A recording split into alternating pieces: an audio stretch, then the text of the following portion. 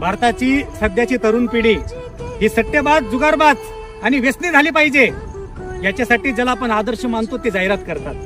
भारतरत्न पुरस्कार ज्याला आपल्या भारत सरकारने दिला तो सचिन तेंडुलकर ऑनलाईन गेमिंग ऍपची जाहिरात करतोय।